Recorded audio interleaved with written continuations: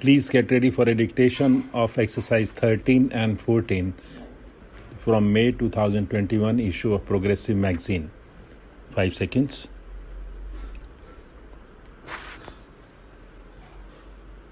Start. Mr. Deputy Speaker, Sir, the recommendation on certain observations of the board with regard to the policy on children of our country is really speaking a very good outcome and a very good exercise. I have patiently heard the views on the policy as they were expressed by our Honorable Deputy Minister on the last day of the previous session. I also congratulated him for his attitude towards the children. But I would like to point out a few things on this national policy on children which is followed in other countries as well as in India. In India, perhaps it is a known fact, both from the point of view of religion and that of ancient thinking, that the child is treated as God. Usually it is a common phenomenon both in the villages and the cities. This symbolizes our devotion to children. It also indicates our expectations and our dreams about children. I could really appreciate that when we were under the British rule, we could not evolve a suitable policy in relation to children with a view to improving their conditions. But we are now a free country.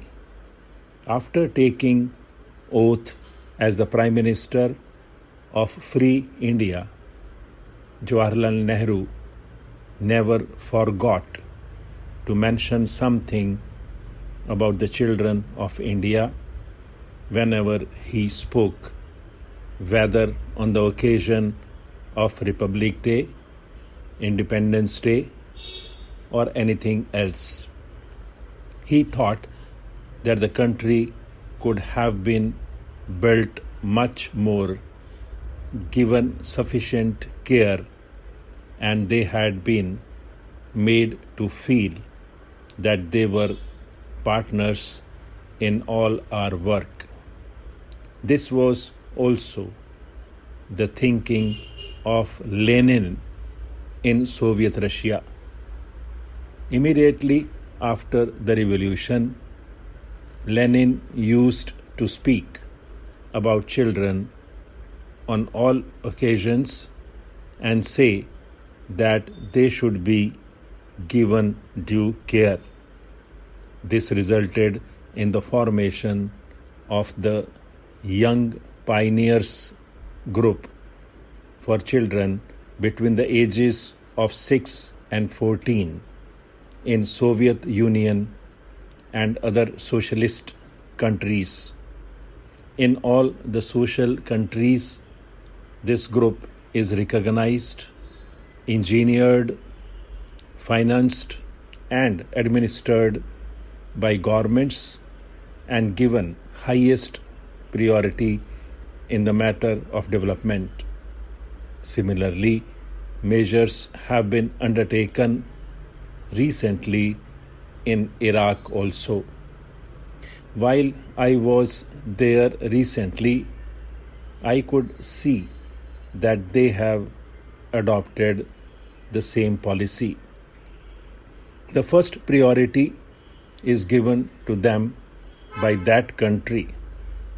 In our country, many organizations do take care of the children.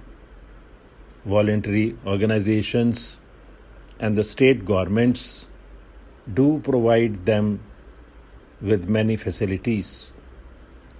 The recommendations are very nice.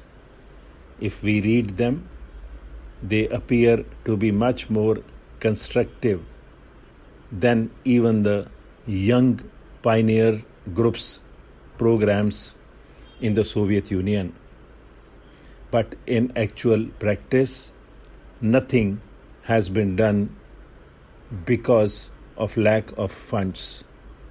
If everybody receiving a salary and paying income tax, wealth tax, gift tax, or vehicle tax is requested to participate in the endeavor to raise resources for children, nobody will object. If the general masses pay 5 paisa per individual per year, we can have a very sizable budget and a very constructive and comprehensive policy both at the center and in the states. When a child grows into a young man, he talks of sports and games. Look at the budget allocation for sports and games, which would help the development of the mental and physical potential of the young of our country.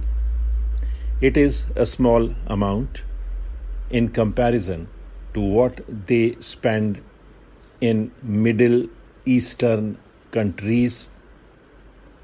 In a country having 100 crores of people, that is the second largest population in the world, children and youth are not given any financial expenditure support by the government.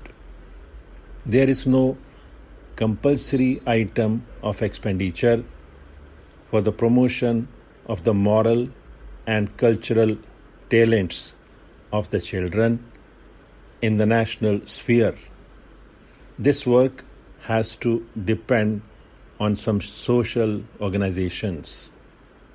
I do not object to the participation of voluntary organizations, but I do feel that when a country proclaims itself to be a socialist country or a country on its march towards socialism, the looking after the youth and children should be the basic pillar of the policy of the country. What is the position in our country? The children are badly neglected. They do not know when even their own parents.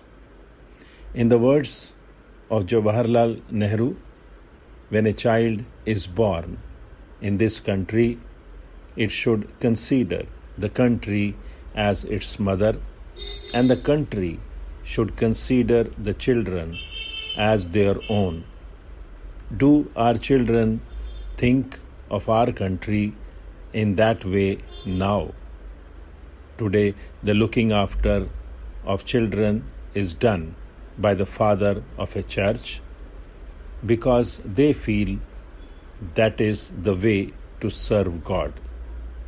Sometimes we give them prizes or we recommend their names to the United Nations organization or other authorities for the award of Nobel or some other prize.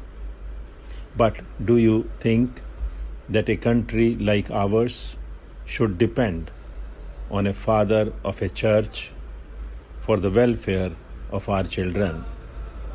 The moment a child is born in our country, it should be the responsibility of the country under our constitution and the rule of law as it obtains today. Stop.